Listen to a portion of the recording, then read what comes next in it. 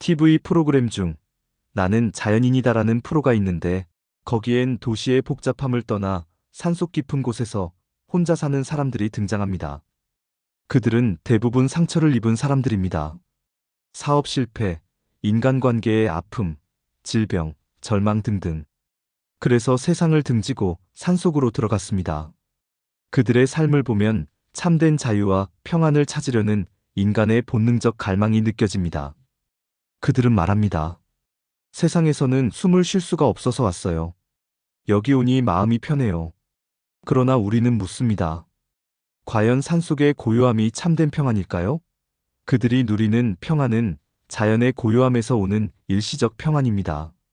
하지만 성경 요한복음 14장 27절은 말합니다. 평안을 너희에게 끼치노니 곧 나의 평안을 너희에게 주노라. 자연이 주는 평안은 환경의 평안이지만 예수님이 주시는 평안은 영혼의 평안입니다. 자연은 몸을 쉬게 하지만 예수님은 영혼을 쉬게 하십니다. 하나님께서 인간을 창조하실 때 그분은 우리를 자유로운 존재로 만드셨습니다. 아담과 하와는 에덴 동산에서 완전한 자유를 누린 첫 인간이었습니다. 그들은 죄도, 두려움도, 부끄러움도, 속박도 없었습니다. 그들은 그곳의 완벽한 환경으로 인해 옷을 입을 필요도 없었고 외부로부터의 어떤 위협도 전혀 없었으며 하나님과의 교제 속에서 평안하게 살아가는 참된 자유인이었습니다. 에덴 동산은 곧 하나님의 임재가 머무는 공간이었습니다. 그곳에서 아담과 하와는 하나님과 직접 대화했습니다. 하나님을 두려움 없이 사랑과 신뢰로 대했습니다. 아담과 하와는 서로를 비교하거나 경쟁하지 않고 돕는 배필로 사랑했습니다. 하나님은 그들에게 동산의 모든 것을 주시되 단 하나의 나무, 선악을 알게 하는 나무는 금하셨습니다. 이 금지 명령은 인간의 자유를 억압하기 위함이 아니라 사랑 안에서 순종할 자유를 주시기 위한 경계였습니다. 이처럼 하나님께서 우리 인간을 완전한 자유인으로 창조하셨습니다. 그러나 그 자유는 하나님 안에 있을 때만 유지되는 자유와 평안이었습니다. 태양은 지구에게 빛과 생명을 공급해 줍니다. 그러나 만일 지구가 태양의 궤도에서 떠나게 된다면 그것은 더 이상 자유롭게 도는 것이 아니라 죽음을 향해 추락할 것입니다. 여러분, 자유인에는 선택의 권한이 있지만 그러나 거기에는 반드시 책임도 뒤따릅니다. 아담과 하와는 결국 자유를 잘못 사용했습니다. 그들은 사탄의 속임에 넘어가 하나님처럼 되고자 하는 자유를 선택했습니다. 그 결과는 어떻습니까? 창세기 3장 8절 말씀입니다. 그들이 여호와 하나님의 낯을 피하여 동산 나무 사이에 숨었더라. 그들은 하나님으로부터 분리되었고 결국 그것은 자기 멸망의 시작이었습니다. 여러분, 인간의 문제는 관계의 단절에서 시작되었습니다. 아담과 하와가 죄로 인해 하나님과의 관계를 끊었을 때 그들의 영혼뿐 아니라 삶의 모든 영역에 균열이 생겼습니다. 하나님과의 단절은 영적 죽음에 이르게 했습니다. 그래서 결국 가난, 질병, 불안은 인간의 타락 이후 생겨난 영적 부산물입니다. 첫 번째 가난. 가난은 죄 이후 무너진 하나님의 공급 시스템입니다. 에덴 동산에 있을 때 인간에게 수고는 있었지만 고통은 없었습니다. 일은 기쁨이었고 땅은 풍성히 열매를 맺었습니다. 그러나 범죄 후 하나님께서 말씀하셨습니다. 창세기 3장 17절 말씀입니다. 땅은 너로 말미암아 저주를 받고 종신토록 수고하여야 먹으리라. 이때부터 인간은 노력과 결과 사이의 단절을 경험하기 시작했습니다. 땀 흘려 일하지만 얻는 것은 부족하고 씨를 뿌려도 가시와 엉겅퀴가 돋습니다. 이것이 바로 가난의 본질입니다. 두 번째, 질병. 질병은 영적 단절의 육체적 표현입니다. 하나님은 인간을 본래 완전하고 건강하게 창조하셨습니다. 그러나 죄로 인해 생명선이 끊기자 그 결과로 육체적 질병과 죽음이 들어왔습니다. 로마서 6장 23절 말씀입니다. 죄의 삭은 사망이요. 햇빛과 물이 차단된 화초는 아무리 아름다워도 결국은 시듭니다. 인간의 영혼도 마찬가지입니다. 하나님이라는 생명의 근원과 단절되면 몸은 병들게 됩니다. 결국 하나님과의 단절은 인간의 생명 시스템 전체를 무너뜨렸습니다. 세 번째, 불화. 불화는 관계의 붕괴와 영적 전쟁의 시작입니다. 죄가 들어온 직후 아담은 하와를 향해 말했습니다. 창세기 3장 12절 말씀입니다. 하나님이 주셔서 나와 함께 있게 하신 그 여자가 내게 줌으로 내가 먹었습니다. 사랑하던 존재가 책임 전가의 대상이 되었습니다. 죄는 사랑을 파괴하고 자기 중심의 이기심을 심습니다. 그 결과 인간은 하나님과 이웃, 심지어 자신과도 불화하게 되었습니다. 여러분, 이처럼 죄란 참으로 엄중합니다. 로마서 6장 23절에 죄의 삭은 사망이요라는 말씀에서 죄는 히브리어로 하타라는 단어인데 표적을 빗나감이라는 의미입니다. 즉, 인간이 하나님을 중심으로 살던 상태에서 자기 중심으로 돌아선 것이 죄의 본질입니다. 아담과 하와는 하나님처럼 되고자 하여 말씀을 거역했습니다. 그 결과 하나님과의 관계가 끊어졌고 영적 생명선이 단절되었습니다. 그러므로 이 죄는 단순한 행동이 아니라 영적 통로를 여는 열쇠입니다. 이 죄의 문을 통해 악한 영이 인간의 삶으로 들어올 수 있는 합법적 권리를 얻습니다. 즉, 죄는 악한 영의 출입문입니다. 죄는 문을 열고 악한 영은 그 문으로 들어옵니다. 그래서 분노, 미움, 음란, 탐욕, 교만 등은 단순한 감정이 아니라 악한 영이 붙잡을 수 있는 통로가 됩니다. 그런즉 죄는 마치 문을 열어둔 창문과 같습니다. 밤에 불을 켜둔 창문은 반드시 벌레를 불러옵니다. 이처럼 죄는 인간이 스스로 열어둔 영적 창문입니다. 악한 영은 단순히 들어오는 것이 아니라 그 죄를 반복하게 하고 더 깊은 죄로 빠지게 만듭니다. 그래서 원수 마귀는 인간의 죄를 묶음으로 삼아서 영혼을 포로로 만듭니다. 그래서 죄는 점점 습관이 되고 습관은 결박이 되며 결박은 저주의 통로가 됩니다. 아담과 하와가 죄를 지은 후 그들에게 저주가 임하였습니다. 그 저주는 단지 형벌이 아니라 하나님 없이 살게 된 인간이 자초한 결과였습니다. 즉, 저주는 하나님을 떠난 삶의 자동 반응입니다. 신명기 28장 15절 말씀입니다. 네가 만일 내 하나님 여호와의 말씀을 순종하지 아니하면 저주가 내게 임하고 내게 미칠 것이니. 그러므로 저주는 죄의 자연적 결과입니다. 죄는 악한 영의 통로가 되고 우리에게 침투하여 도적질하고 죽이고 멸명시키는 파괴를 합니다. 그래서 질병과 가난과 불화를 가져오고 결국은 죽음으로 이어집니다. 여러분, 하나님이 허락하신 영적 질서 안에서 사탄은 죄의 결과로 생긴 저주를 합법적으로 유지시키는 자입니다. 그래서 죄가 해결되지 않으면 악한 영은 그 사람의 삶에 지속적 영향력을 행사합니다. 잠언 5장 22절 말씀입니다. 그의 죄가 그를 사로잡고 그의 죄악의 줄에 매이게 되리니. 여러분, 그런데 우리에게 복된 소식이 있습니다. 예수님은 이 땅에 두 번째 아담으로 오셨습니다. 그분은 우리가 잃어버린 자유를 다시 회복시키셨습니다. 감사하게도 죄와 저주와 악한 영의 사슬은 예수님의 십자가에서 끊어졌습니다. 갈라디아서 3장 13절 말씀입니다. 그리스도께서 우리를 위하여 저주를 받은 바 되사 율법의 저주에서 우리를 속량하셨으니. 십자가는 저주의 법을 뒤집은 사건입니다. 죄로 인한 모든 저주는 예수님께 옮겨졌고 믿는 자에게는 복의 언약이 다시 열렸습니다. 고린도후서 3장 17절 말씀입니다. 주는 영이시니 주의 영이 계신 곳에는 자유가 있느니라. 성령이 내 안에 거하시면 악한 영은 합법적으로 더 이상 거주할 수 없습니다. 죄의 문은 닫히고 생명의 문이 열립니다.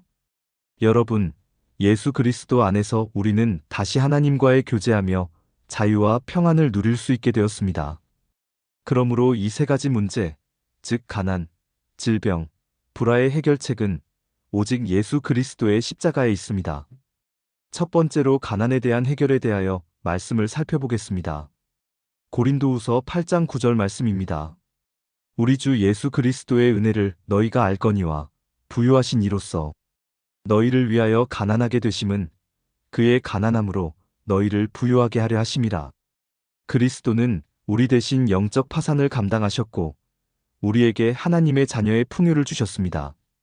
두 번째, 질병에 대한 해결에 대해 살펴보겠습니다. 이사야 53장 5절 말씀입니다.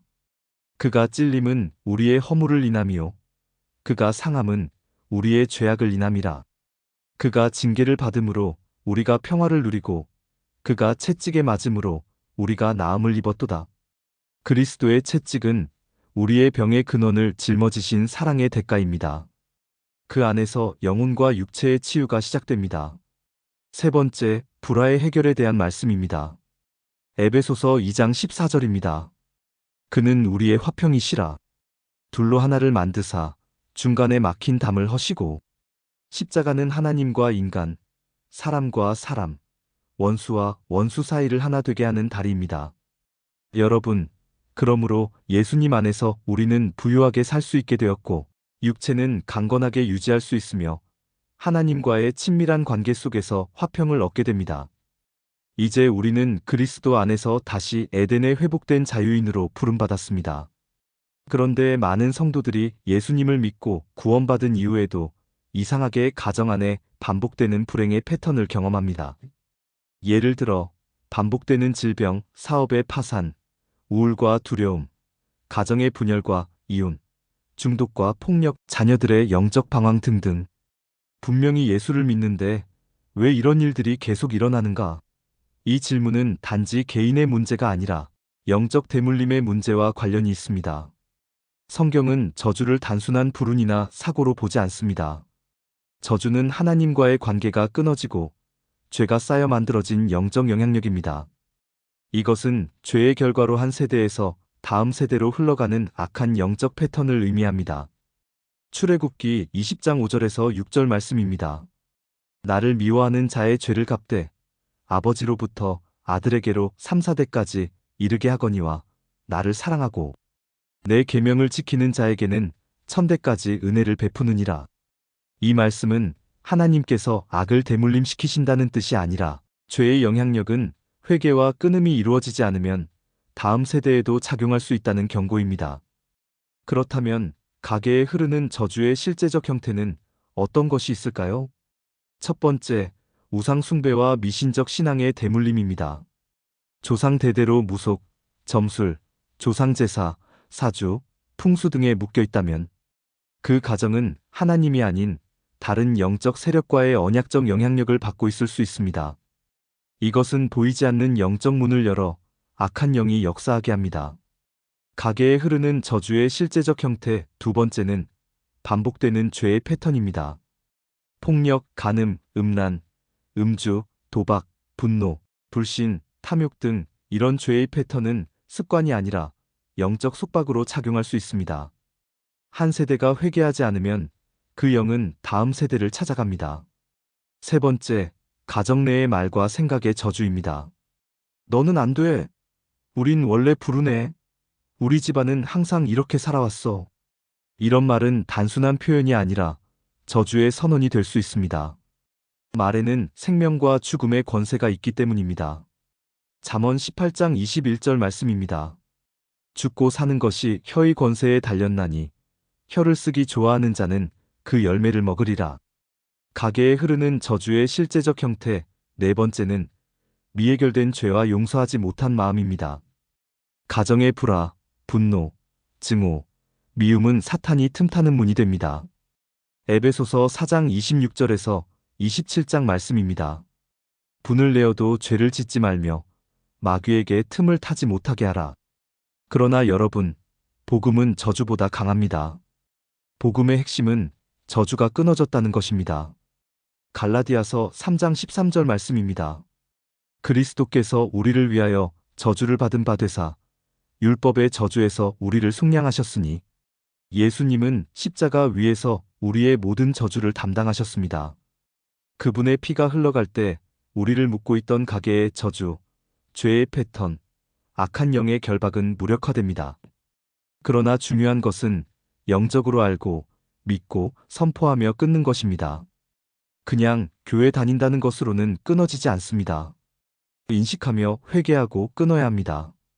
여러분, 성경은 인간을 영적인 존재로 말합니다. 그러므로 육체의 병보다 더 무서운 것은 영혼의 결박입니다. 오늘날 교회 안에도 겉으로는 자유로워 보이지만 속으로는 보이지 않는 쇠사슬에 묶여있는 사람들이 있습니다. 죄책감과 두려움에 묶인 자, 분노와 상처에 묶인 자, 중독과 습관에 묶인 자, 악한 영의 거짓에 묶인 자 등등. 어느 한 코끼리가 어린 시절부터 발목에 밧줄이 묶여 있었습니다. 시간이 지나 거대한 힘을 가지게 되었지만 그 코끼리는 여전히 밧줄에 묶인 채 움직이지 않았습니다. 왜냐하면 그 코끼리의 마음이 이미 묶여 있었기 때문입니다. 오늘날 많은 사람들도 마찬가지입니다. 사탄은 이미 그들의 마음속에 넌 못해. 넌 끝났어. 넌 죄인이야. 라는 거짓의 밧줄을 걸어놓습니다. 그리고 그 거짓이 그들을 실제로 묶어버립니다. 여러분, 악한 영은 직접적으로 사람을 지배하기보다 먼저 거짓으로 사람의 마음을 점령합니다. 요한복음 8장 44절 말씀입니다. 너희는 너희 아비 마귀에게서 났으니 그는 거짓의 아비라. 그의 전략은 두 가지입니다. 첫 번째는 속임입니다. 마음을 속여 죄책과 두려움에 묶습니다. 하나님은 너를 용서하지 않을 거야. 너는 실패자야. 너는 끝났어. 이런 생각은 모두 악한 영의 거짓말입니다. 그는 죄를 짓게 하고 그 죄로 자기 자신을 정죄하게 만듭니다. 한 피아노 조율사가 오래된 피아노를 조율하러 갔습니다. 건반이 모두 멀쩡해 보였지만 한 음은 아무리 눌러도 맞지 않았습니다. 그 이유는 줄이 보이지 않게 엉켜 있었기 때문이었습니다. 우리의 마음도 겉보기엔 괜찮아 보이지만 보이지 않는 내면의 결박 때문에 인생의 소리가 삐걱거리는 경우가 많습니다. 사탄의 전략 두 번째는 결박입니다. 생각과 감정을 묶어 행동을 마비시킵니다. 사단은 단지 죄를 짓게 하는 것이 아니라 죄의식 속에 갇히게 만듭니다. 나는 이젠 끝났어. 그 생각이 영혼의 감옥문을 닫아버립니다. 성도 여러분, 오늘날 교회 안팎에 나타나는 악한 영의 결박은 여러 형태로 드러납니다. 두려움의 영으로 항상 불안과 공포 속에 살게 합니다. 정죄의 영으로 늘 자신을 비난하고 자책하게 합니다. 중독의 영으로 쾌락과 습관에 종노릇하게 합니다. 분열의 영으로 공동체를 나누고 불화하게 합니다. 무기력의 영으로 아무것도 시도하지 못하게 만듭니다. 서울명문교회 시무장로인 박효진 장로가 쓴 책 하나님이 고치지 못할 사람은 없다와 그의 유튜브 영상들 중 한 이야기를 여러분들과 함께 나누고자 합니다. 1993년 9월 어느 날 박효진 장로가 서울구치소에서 교도관으로 근무하던 시절 하루는 유난히 어두운 눈빛을 가진 당시 34세의 한 청년 수감자를 보았습니다. 그의 얼굴에는 삶의 빛이 없었고 깊은 공허와 공포가 담겨 있었습니다. 저 사람은 누구냐고 묻자 동료 교도관이 조용히 대답했습니다. 계장님, 저 사람은 장위동 일가족 5명을 살해하고 시체를 안매장한 범인입니다. 그의 이름은 가명으로 정호성입니다. 그는 세상 모두에게 버림받은 자, 누구도 다가가려 하지 않는 인간이었습니다. 그러나 박효진 장로의 마음속에는 성령의 강권적인 마음이 일어났습니다. 그래도 하나님은 저 사람을 사랑하신다. 복음은 저 사람을 위해서도 있다. 그날부터 그는 정호성을 위해 기도하기 시작했습니다. 정호성은 평범한 청년이었지만 어느 순간부터 내면에서 들려오는 속삭임에 지배당하기 시작했습니다. 너는 버림받았다. 그들을 죽여야 네가 자유로워진다. 그는 처음엔 그 음성을 무시하려 했지만 점점 분노와 미움, 증오의 감정이 그를 삼켜버렸습니다. 그것은 단순한 분노가 아니라 악한 영의 속삭임이었습니다. 창세기 4장 7절 말씀입니다. 죄가 문에 엎드려 있느니라. 죄의 소원은 내게 있으나 너는 죄를 다스릴지니라. 그에게 죄의 문이 열어버렸고 그 틈으로 들어온 악한 영이 그의 영혼을 완전히 장악했습니다. 결국 그는 자기 아버지와 어머니 그리고 형과 형수, 조카 딸 이렇게 일가족을 살해하는 끔찍한 일을 저질렀습니다. 그때 그는 말합니다. 그때 저는 제정신이 아니었습니다. 마치 누가 제 몸을 조종하는 것 같았어요. 안 하려고 해도 제 안에 무언가가 저를 밀어붙였습니다. 그의 삶은 이미 사탄의 손에 붙잡힌 포로가 되어 있었던 것입니다. 밤마다 악몽을 꾸었고 스스로 목매달아 죽으라는 귀신의 속삭임이 들렸습니다. 너 같은 놈이 무슨 용서냐? 하나님이 널 사랑하실 리가 없지. 차라리 죽어버려라. 박효진 장로는 정호성을 여러 차례 면담했습니다. 그는 한마디도 하지 않고 고개를 숙인 채 있었습니다. 어느 날 박효진 장로는 다정히 손을 잡으며 말했습니다. 호성아, 겁내지 마라. 세상 사람들이 너를 버려도 하나님은 너를 버리지 않으신다. 네가 어떤 죄를 지었든 예수님은 널 위해 십자가에 달리셨단다. 그날 정호성의 굳었던 눈에서 처음으로 눈물이 흘렀습니다. 그는 울면서 말했습니다. 계장님, 저는 지옥에 가야 마땅한 놈입니다. 그런데 하나님이 정말 저 같은 죄인을 용서하실까요? 박 장로는 눈물로 대답했습니다. 호성아, 바로 그런 사람을 위해 예수님이 오셨단다. 너의 죄보다 주님의 피가 더 강하다. 그날 이후 그는 복음을 받아들이고 예수 그리스도를 마음의 구주로 영접했습니다. 회개 후 얼마 지나지 않아 정호성은 악한 영의 극심한 공격을 받게 되었습니다. 그날 밤에도 그 악한 영은 다시 나타났는데 이렇게 말하더랍니다. 내가 그렇게 죽어라 해도 안 죽고 네가 예수를 믿기로 했다니까 옳게 예수 믿기 전에 내가 너를 죽여주겠다. 그러면서 뱀처럼 정호성의 몸을 칭칭 휘감아 숨이 막혀 이제는 죽었다 싶을 때 마침 박효진 장로가 낮에 성경책에 적어준 기도문이 생각났습니다. 그래서 예수 그리스도의 이름으로 명하노니 이 악하고 더러운 귀신아 내게서 떠나갈지어다. 그랬더니 그 순간 그 악한 영이 그에게서 떠나갔습니다. 할렐루야, 이제 자유인이 된 것입니다. 그날 이후 그는 더 이상 그 소리가 들리지 않는다고 고백했습니다. 성령께서 그를 완전히 해방시키신 것입니다. 고린도후서 3장 7절 말씀입니다. 주는 영이시니 주의 영이 계신 곳에는 자유가 있느니라. 그리고 신기한 일이 벌어졌는데 정호성이 예수님을 믿은 후 악한 영으로부터 해방된 이야기가 서울구치소에 있는 죄수들에게 퍼지게 되었고 정호성을 괴롭혔던 귀신이 자신에게로 올지 모른다는 두려움 때문에 사람들이 예수님을 믿게 되면서 그곳에 회개의 역사가 일어났습니다. 무려 700명 이상이 구원받게 되었습니다. 약 1년 후 사형 집행 전날 정호성은 박효진 장로에게 이렇게 말했습니다. 계장님, 저는 이제 두렵지 않습니다. 예수님이 저를 용서하셨고 이제 저는 천국에 갈 것을 믿습니다. 그는 미소를 지으며 마지막 편지를 남겼습니다. 그 안에는 이런 고백이 적혀 있었습니다. 저 같은 죄인이 있어도 세상은 여전히 아름답습니다.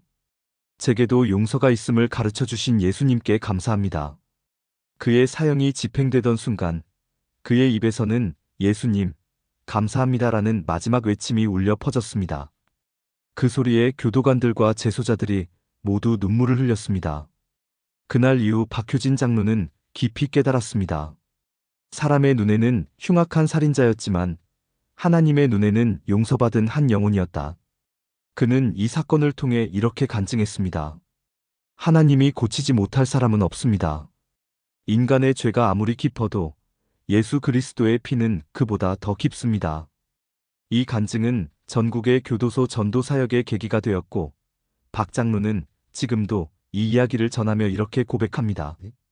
복음은 교회 안의 착한 사람만을 위한 것이 아닙니다. 감옥 속, 지옥 같은 어둠 속에 있는 자를 위한 것입니다. 그곳에도 예수의 빛은 비추고 있습니다.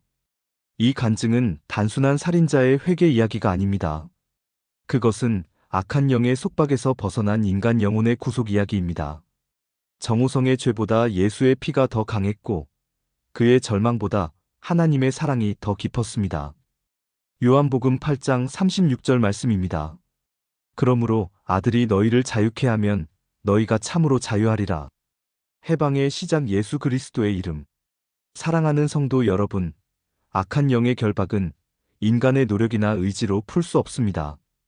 오직 예수 그리스도의 이름만이 그 사슬을 끊습니다. 마가복음 16장 17절 말씀입니다.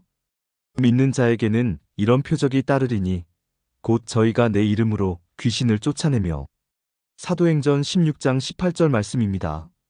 이같이 여러 날을 하는지라 바울이 심히 괴로워하여 돌이켜 그 귀신에게 이르되 예수 그리스도의 이름으로 내가 네게 명하노니 그에게서 나오라 하니 귀신이 즉시 나오니라. 여러분, 예수의 이름은 단순한 종교적 구호가 아니라 모든 권세 위에 있는 이름입니다. 빌립보서 2장 9절에서 10절 말씀입니다. 이러므로 하나님이 그를 지극히 높여 모든 이름 위에 뛰어난 이름을 주사 하늘에 있는 자들과 땅에 있는 자들과 땅 아래 있는 자들로 모든 무릎을 예수의 이름에 꿇게 하시고 어떤 사람이 캄캄한 방에서 어둠을 몰아내려 손으로 휘젓습니다. 하지만 아무 일도 일어나지 않았습니다. 그러다 스위치를 켰습니다. 순간 어둠은 사라졌습니다. 여러분, 빛은 어둠과 싸우지 않습니다. 그저 존재함으로 어둠을 몰아냅니다. 예수의 이름이 빛입니다. 그분이 내 안에 임하실 때 모든 어둠의 세력은 물러갑니다.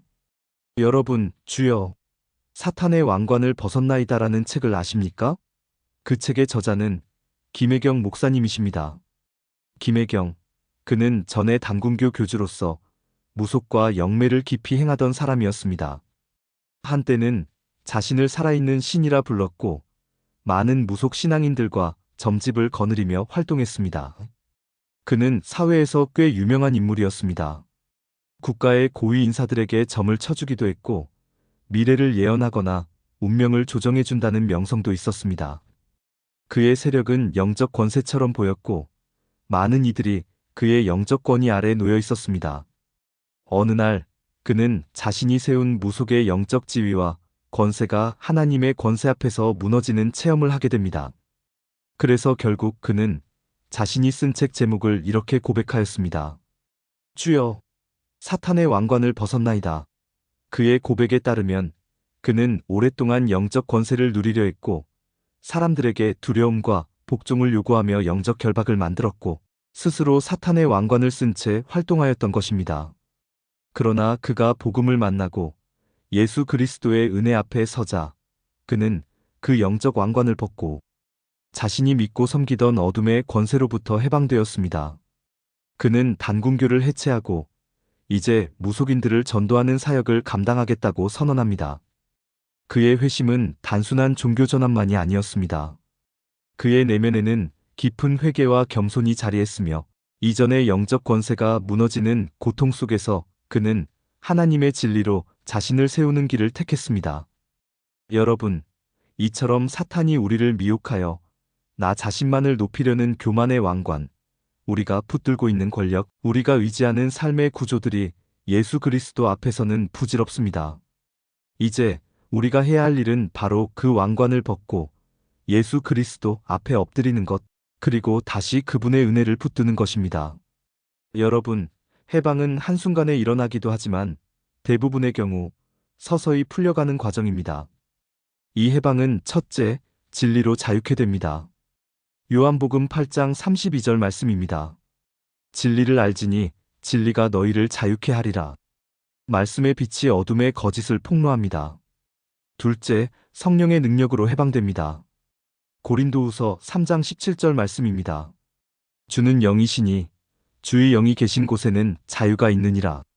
성령님은 묶인 자를 풀어내는 하나님의 손길입니다. 세 번째, 공동체의 사랑으로 회복됩니다. 악한 영은 혼자 있는 사람을 노립니다. 사랑의 공동체 안에서만 진정한 자유가 유지됩니다. 한 여인이 오랫동안 우울증과 자책감에 시달렸습니다. 교회 공동체가 함께 금식하며 기도했습니다.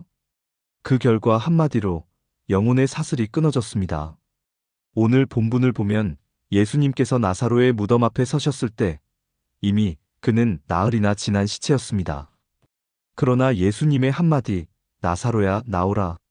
그 음성에 죽은 나사로가 살아나 무덤에서 걸어 나왔습니다. 하지만 그는 수의와 얼굴을 덮은 수건에 감긴 채로 나왔습니다. 예수님은 나사로를 부활시키신 후 이렇게 말씀하셨습니다. 풀어놓아 다니게 하라.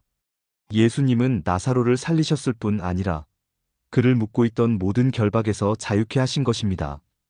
이것이 바로 복음의 완성, 그리스도인의 자유입니다. 여러분, 그리스도인의 자유는 죽음에서 생명으로 옮겨지는 순간 시작됩니다. 우리는 죄로 인해 영적으로 죽어 있었습니다. 그러나 예수님의 십자가는 우리를 살리셨습니다. 1863년 링컨 대통령이 노예 해방 선언문을 발표하자 수많은 흑인 노예들이 기뻐했습니다. 그러나 놀랍게도 어떤 노예들은 그 소식을 믿지 못하고 여전히 주인의 집에 남아 있었습니다. 우리는 해방되었다는 말을 믿을 수 없어. 마찬가지로 오늘날 많은 신자들도 그리스도께서 주신 자유를 믿지 못하고 여전히 묶여 살아갑니다. 이미 해방되었음에도 죄책감, 두려움, 사람의 시선에 묶여 사는 것입니다. 예수님은 그들에게 오늘도 말씀하십니다. 풀어놓아 다니게 하라. 여러분, 살아난 나사로도 수위에 감겨 있었듯이 오늘 우리도 종종 보이지 않는 영적 수위에 감긴 채 살아갑니다. 죄책감의 수위. 나는 자격이 없어. 비난과 상처의 수위. 그 사람의 말이 아직도 내 마음을 아프게 하는구나. 율법적 신앙의 수위. 이건 하면 안 돼. 저건 못해. 두려움의 수위. 실패하면 어쩌지? 성도 여러분, 예수님은 나사로의 수위를 제자들에게 풀라고 하셨습니다. 이것은 공동체적 사명을 보여줍니다. 우리는 서로를 향해 풀어주라는 사명을 받았습니다. 예수님은 단지 풀어놓으라가 아니라 풀어놓아 다니게 하라라고 하셨습니다. 자유의 목적은 사명입니다. 하나님은 우리를 단지 구원하시기 위해서만이 아니라 움직이게 하시고 빛으로 살게 하시기 위해 자유케 하셨습니다. 이제 말씀을 맺겠습니다. 여러분, 참된 자연인은 산속에 사는 사람이 아니라 하나님 안에 거하며 창조의 조화 속에 사는 사람입니다. 예수님은 제자들에게 세상을 떠나라고 하지 않으셨습니다. 오히려 마태복음 5장 14절 말씀을 통해 이렇게 말씀하셨습니다. 너희는 세상의 빛이라. 즉 하나님께서 우리를 세상에서 불러내신 이유는 세상 속에서 하나님의 빛으로 살게 하려는 것입니다. 진정한 자유는 산속이 아니라 예수님 안에 있습니다. 여러분의 영혼은 지금 어디에 숨어 있습니까? 혹시 눈에 보이지 않는 산속, 마음의 동굴 속에 숨어 있지 않습니까? 예수님이 주시는 참된 평안을 경험하고 있습니까? 자연이 주는 쉼이 아니라 그리스도 안의 쉼을 누리십시오. 하나님 안에서 회복된 자는 세상을 떠나는 사람이 아니라 세상을 치유하는 사람으로 사시는 여러분 되시기를 예수님의 이름으로 축원합니다. 아멘. 기도하겠습니다. 사랑과 자비가 충만하신 하나님 아버지, 오늘 저희가 주님의 말씀 앞에 섭니다. 겉으로는 자유로워 보이지만 내면 깊은 곳에서는 여전히 묶여있는 저희의 영혼을 불쌍히 여겨주옵소서. 주님, 세상은 평안을 주는 것 같지만 그 평안은 바람처럼 스쳐 지나가는 일시적 위로임을 고백합니다. 그러나 주님이 주시는 평안은 참 평안이며 십자가에서 흘리신 보혈로 주어진 참된 쉼임을 믿습니다. 평안을 너희에게 끼치노니 곧 나의 평안을 너희에게 주노라. 이 말씀을 우리 마음에 새기며 주님 안에서 참된 자유를 누리게 하여 주옵소서. 아버지 하나님, 우리를 에덴에서 자유인으로 창조하셨지만 죄로 인해 그 자유를 잃어버린 인간의 비참함을 보셨습니다. 이제는 그리스도의 십자가로 다시 회복시켜 주신 은혜에 감사합니다. 주님 안에서 죄와 저주, 악한 영의 결박에서 완전히 해방되게 하여 주옵소서. 가난으로 묶인 자에게 재정의 풍요를, 질병으로 고통받는 자에게 온몸의 강건함을, 불화와 분열 속에 사는 가정에는 화해와 평강이 임하게 하여 주옵소서. 주님, 우리 가정과 가문 속에 흐르고 있는 모든 저주와 악한 패턴을 예수 그리스도의 이름으로 끊습니다. 내가 예수 그리스도의 이름으로 명하노니 우리 조상들의 죄로 인한 영적 사슬, 반복되는 실패와 두려움, 불신과 분노의 영은 떠나갈지어다. 떠나갈지어다. 주님, 회개와 용서, 믿음과 사랑의 영으로 새롭게 채워주옵소서. 거짓의 영이 속삭이는 너는 안 돼. 넌 끝났어라는 말을 이제는 나는 하나님의 자녀다. 나는 예수 안에서 자유인이다라는 믿음의 선포로 바꾸게 하여 주옵소서. 우리의 마음과 생각이 더 이상 죄책감과 두려움의 밧줄에 묶이지 않게 하여 주옵소서. 성령의 능력으로 우리의 내면을 새롭게 하시고 모든 결박을 풀어주옵소서. 주님, 우리가 단지 해방된 자로 머무르지 않게 하시고 세상을 치유하고 변화시키는 자유의 증인으로 살게 하여 주옵소서. 풀어놓아 다니게 하라 하신 말씀처럼 우리가 서로의 결박을 풀어주는 사랑의 공동체가 되게 하여 주옵소서. 이제 우리 안의 모든 어둠은 떠나가고 빛 대신 예수 그리스도의 이름이 선포되게 하여 주옵소서. 예수의 이름이 임하는 곳마다 두려움은 사라지고 병은 떠나며 죄의 사슬은 끊어지게 하여 주옵소서. 주는 영이시니 주의 영이 계신 곳에는 자유가 있느니라. 이 말씀이 오늘 우리 안에서 이루어지게 하여 주옵소서. 주님, 우리가 산속의 고요함이 아닌 주님 안의 평안 속에서 참된 쉼을 누리게 하여 주옵소서.